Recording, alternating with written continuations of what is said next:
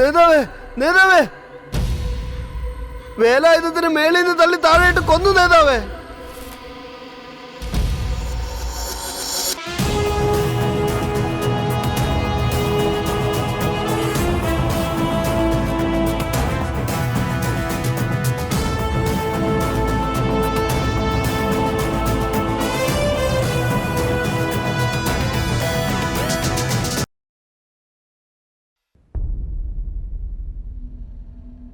എന്തിനാ ഇവർക്ക് വിലങ്ങിട്ടിരിക്കുന്നത്? കോടതിക്കകത്ത് വരുമ്പോ വിലങ്ങുണ്ടാവാൻ പാടില്ല എന്നൊക്കെ അറിഞ്ഞോടെ? യുവർ ഓണർ, ഇവരെല്ലാവരും മാവോയിസ്റ്റാണ്. ജയിലിനുള്ളിൽ വെച്ച് പോലീസുകാരെയൊക്കെ തല്ലുകയായിരുന്നു ഇവരൊക്കെ. മാത്രമല്ല ലോക്കപ്പിൽ കയറാതെ സമരം നടത്തുകയായിരുന്നു. കുറ്റവാളികളാണെന്ന് നിങ്ങൾ തീരുമാനിക്കരുത്, അത് കോടതിയാ തീരുമാനിക്കേണ്ടത്. ആദ്യം ആ വിലങ്ങ് അയച്ചു മാറ്റൂ.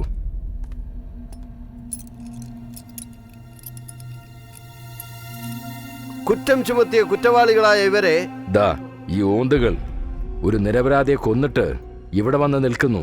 ആ നിരപരാധിയുടെ പേര് വേലായുധൻ. നിയമപരമായി ഞങ്ങളെ കാത്തു സൂക്ഷിക്കേണ്ട ഈ ജയിലർമാർ വേലായുധനെ കൊലപ്പെടുത്തി ഞങ്ങളുടെ മീത് അനാവശ്യമായി കേസ് ചാർജ് ചെയ്തിരിക്കുന്നു. ഞങ്ങൾക്ക് ഈ നാടിന്റെ നിയമത്തിലും കോടതിയുടെ പുറത്തും വിശ്വാസമുണ്ട്. ആ വിശ്വാസത്തിൽ ഈ ആദ്യത്തെ ദിവസം വേലായുധത്തിന്റെ ദിവസമായി അറിയിച്ചിരിക്കുന്നു. ഇതിനുള്ള ശിക്ഷ ഞങ്ങൾക്ക് തന്നോളൂ, ഞങ്ങൾ അംഗീകരിക്കുന്നു. ഈ കേസ് നാളത്തേക്ക് മാറ്റിവെച്ചിരിക്കുന്നു. നാളെ മുതൽ വേരുവിനെ കുറിച്ചുള്ള നാടകം തുടങ്ങും. എല്ലാവരും തീർച്ചയായിട്ടും വരിക. എടോ, വലിയ വീരവാദം പറഞ്ഞല്ലേ ജയിലർ എന്റെ ആളാണ്, അങ്ങനെയാക്കും ഇങ്ങനെയാക്കും എന്നൊക്കെ. പേരിന് മാത്രമാണ് നീ SP. നിന്നെ കൊണ്ടൊന്നിനും കഴിയില്ല. ഇവര് വലിയ കളക്ടറാത്രേ, കാണാൻ TTRനെ പോലുണ്ട്. കോർട്ടിൽ നാടകം കളിക്കാൻ പോവാത്രേ, പോയി കാണ്. അയ്യോ, നമ്മുടെ കഥ മെഗാസീലായിട്ട് എടുക്കുവോ? പ്രശ്നം ഗുരുതരമായിരിക്കുമോ? ഇപ്പം നിങ്ങളെ വിശ്വസിച്ച് ഞാൻ ഒരുപാട് കാശ് മുടക്കി. ഒന്ന് നിർത്തടോ, ചുമ്മാ കൊണകൊണ വഹിക്കുന്നു. അവന്മാരെ തടുക്കേണ്ടത് നിന്റെ ഡ്യൂട്ടി അല്ല. അല്ല, നിങ്ങളൊക്കെ എന്താ വിചാരിച്ചോണ്ടിരിക്കണേ? നിങ്ങൾ ഒരു വലിയ പ്ലാൻ ഉണ്ടാക്കി അവസാനം അതിൽ എന്നെ കൊടുക്കാൻ നോക്കുക. നാളെ കോടതിയിൽ വെച്ച് അവന്മാർ വല്ല നാടകം കളിച്ച് അവന്മാർ എന്നെ കൊടുക്കാൻ നോക്കിയാൽ അത് എനിക്ക് മാത്രമല്ല പ്രശ്നം, നിങ്ങൾക്ക് എല്ലാവർക്കും പ്രശ്നം തന്നെയാ. അവന്മാര് നാടകം കളിക്കുന്നത് എനിക്ക് തടയാൻ കഴിയില്ല. നിങ്ങൾ തന്നെ എന്തെങ്കിലും ചെയ്തത് തടയണം. എന്താ ചെയ്യേണ്ടതെന്ന് ആലോചിച്ച് വെക്ക്.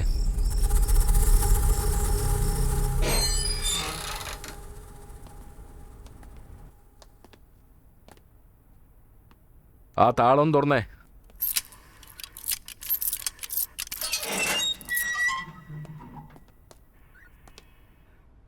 എന്തടോ ചെട്ടിയാരെ, താനൊരു അപേക്ഷ കൊടുത്തെന്നല്ലേ? സാറേ, കാര്യം എന്താന്ന് വെച്ചാ പറ. എനിക്കൊരു പേടിയുമില്ല, തീയതി മാത്രം പറഞ്ഞാ മതി. അതിപ്പോ താൻ പറയടോ. വരുന്ന 31-ാം തീയതിയാ. തനിക്ക് 3 പേർക്ക് വിവരം അറിയിക്കാം. അഡ്രസ് തരികയാണെങ്കിൽ ഞാൻ തന്നെ അറിയിച്ചോളാം. എനിക്ക് ആരാ സാറേ ഉള്ളത്? കമല സിസ്റ്റർ. അവരാണെങ്കിൽ അങ്ങ് ഊട്ടിയില്ല. വേണേ അവരെ മാത്രം ഒന്ന് അറിയിച്ചേക്ക്. ശരി.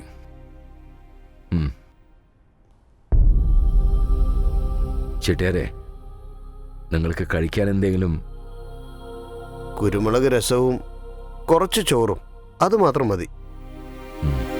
ഓക്കെ. ആ,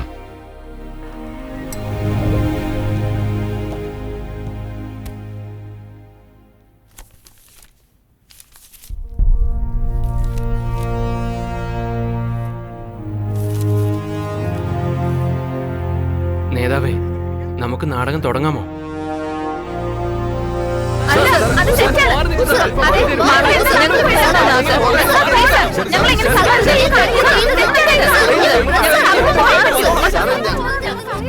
മീഡിയക്കാരും പത്രക്കാരും അകത്ത് വരാതെ നാടകം നടത്തിയിട്ട് ഒരു കാര്യമില്ല. അപ്പോ നമ്മുടെ നാടകം നടത്താൻ പറ്റില്ലെന്നാ?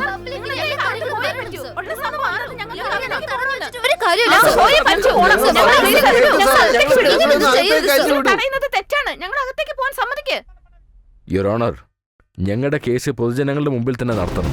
ഇവിടെ നടക്കുന്നത് പൊതുജനങ്ങളും പത്രക്കാരും കാണാൻ അനുവദിച്ചില്ലെങ്കിൽ ഞങ്ങൾക്ക് ഇങ്ങോട്ട് വരേണ്ട കാര്യമില്ല. മരിക്കുന്നവരെ ഞങ്ങൾ നിരാഹാരിക്കും. Order, order, order. ഈ കേസിനെ നാളത്തേക്ക് മാറ്റിവെച്ചിരിക്കുന്നു.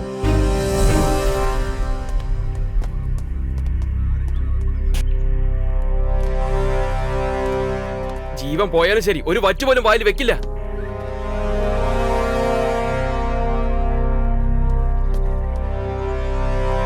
നിങ്ങളെ കാണാൻ ക്യൂ ബ്രാഞ്ച് ഓഫീസേഴ്സ് വരുന്നുണ്ട്.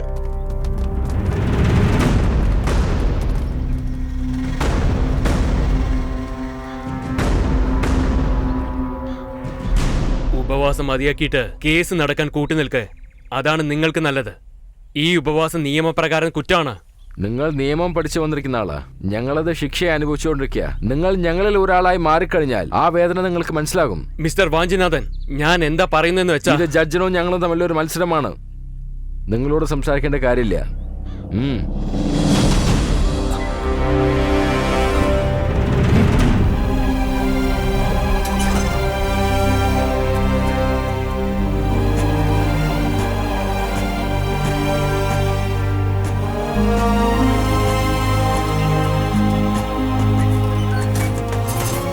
സുഹൃത്തുക്കളെ, കോടതിയുടെ വെച്ച് നമ്മളെല്ലാവരും കിടന്നുകൊണ്ട് പോരാട്ടം ചെയ്യണം. എത്ര അടി കിട്ടിയാലും നമ്മൾ ആരും തളർന്നു പോകരുത്. തിരിച്ചാക്രമിക്കാൻ പാടില്ല. ശരി, നമുക്ക് പോരാടാം. ശരി, നിങ്ങൾ പറയുന്നത് അനുസരിക്കാം.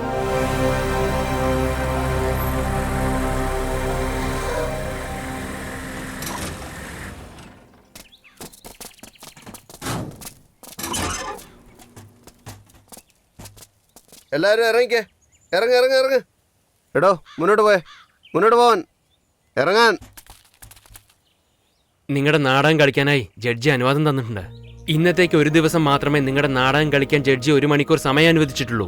അതിനുശേഷം മാത്രമേ വിചാരണ നടക്കുള്ളൂ. പക്ഷെ വിചാരണ നടക്കുന്ന സമയത്ത് നിങ്ങളെല്ലാവരും സമാധാനമായിരിക്കണം. നിങ്ങളോട് പാട്ട് പാടണ്ട, മുദ്രാവാക്യം വിളിക്കണ്ടെന്നൊന്നും പറഞ്ഞിട്ടില്ല.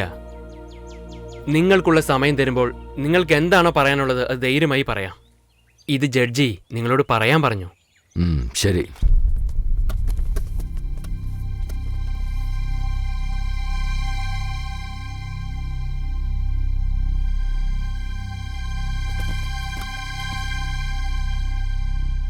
Okay, proceed. നമസ്കാരം സാറേ. മൂത്ത് 2 ദിവസമായിട്ട് വന്നില്ല. ബീഡിയും സിഗരറ്റും പാൻപരാഗൊക്കെ വിൽക്കാൻ കൂട്ടിക്കൊണ്ടുപോയതാണത്രേ. മോനെ, നീ അതിനെ കുറിച്ച് വിഷമിക്കണ്ട. അവങ്ങോട്ട് തിരിച്ചു വരും. അല്ല, നിന്നെ കുറിച്ച് ചില കാര്യങ്ങൾ പറഞ്ഞു കേട്ടല്ലോ. എത്ര വലിയ മരമാണെങ്കിലും എളുപ്പത്തിൽ കേറുന്ന് ഒന്ന് കാണിച്ചു തന്നെ. സാറേ, കാട്ടില് ജനിച്ചു വളർന്ന ആളല്ലേ, ഇതൊക്കെ വലിയ കാര്യാണോ? നിസാരല്ലേ? എവിടെ കേറി നോക്കട്ടെ. സാറേ, മുത്തു വരാണെങ്കിൽ എത്ര വലിയ മതിലാണെങ്കിലും കയറാം സാറേ. സാറേ, ഇത് മതിയോ അതോ ഇനി കയറണോ? അവൻ രക്ഷപ്പെടാൻ നോക്കുന്നു, അവനെ പിടിക്കേ. എന്താ ഇത്, നിങ്ങളല്ലേ കയറാൻ പറഞ്ഞ? ഇപ്പൊ ഞാൻ രക്ഷപ്പെട്ടു പോണെന്ന് പറയുന്നു. ഞാൻ വേണമെങ്കിൽ ഇറങ്ങിക്കോളാം സാറേ.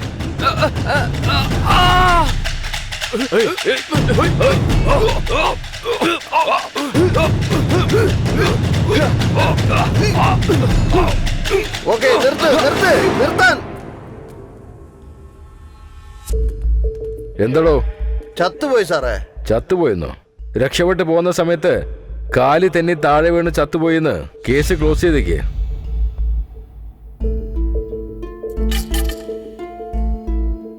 ഈ നാട്ടിലൊരു പൗരൻ ചെയ്താലും സർക്കാർ ഉദ്യോഗസ്ഥൻ ചെയ്താലും കൊല തന്നെയാ. ഇത് ഞങ്ങളുടെ കൺമുമ്പിൽ നടന്ന് കൃത്യമായ പ്ലാൻ ചെയ്തൊരു കൊലയാണ്. ഇതിന് ഞങ്ങളാണ് ദൃക്സാക്ഷികൾ.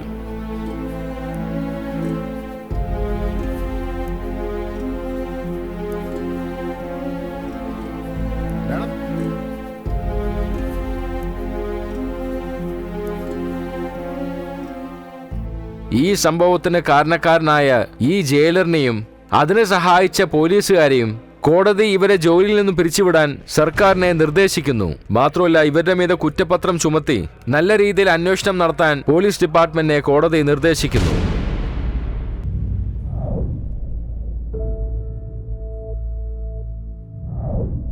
നമസ്കാരം സാറേ. ഇത് ചെമ്പരത്തിന്റെ അടുത്ത് കൊടുക്കാവൂ സാർ? ഞാൻ കൊടുത്തോളാം. നന്ദി സാർ. വിട്ടോ. വരട്ടെ സാർ.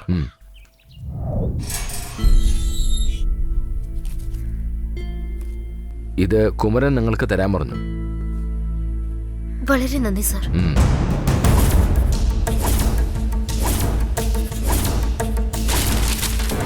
മൊബൈലും നോക്കിക്കൊണ്ട് ഗെയിമും കളിച്ചോണ്ട് തുപ്പട്ട കൊണ്ട് മുഖം മൂടി ആമ്പിള്ളേരുടെ കൂടെ ബൈക്കിൽ കറങ്ങുന്നതും ഒക്കെയല്ലേ ഇക്കാലത്ത് പെൺകുട്ടികളുടെ സന്തോഷം. പക്ഷേ നീ നിന്റെ നാടിനെയും അവിടെയുള്ള ജനങ്ങളെയും രക്ഷിക്കാൻ വേണ്ടിയാണ് ശ്രമിച്ചത്. It's amazing. ഞാൻ സല്യൂട്ട് ചെയ്യുന്നു. നിന്റെ ധൈര്യവും ഈ സമരബുദ്ധിയും ഈ സമൂഹത്തിന് വളരെ അത്യാവശ്യമാണ്. നിന്റെ ഭാഗത്തുള്ള ന്യായം നിന്നെ തീർച്ചയായിട്ടും ജയിപ്പിക്കും. വിഷമിക്കരുത് ചെമ്പരത്തി. നിന്റെ സമരത്തിനുള്ള ഉത്തരം എൻ്റെ അടുത്തുനിന്ന് തന്നെയായിരിക്കും തുടക്കം. ഇനി എൻ്റെ അടുത്ത സ്റ്റെപ്പ് ഒരു കലക്ടറായിട്ടായിരിക്കില്ല, മുള്ളമ്പാറ ഗ്രാമത്തിൽ ജീവിച്ച് അവകാശങ്ങൾ നഷ്ടപ്പെട്ട് അത് തിരിച്ചെടുക്കാൻ വേണ്ടി സമരം ചെയ്യുന്ന ഒരു സാധാരണ മനുഷ്യനായിരിക്കും ഞാൻ. ചെമ്പരത്തി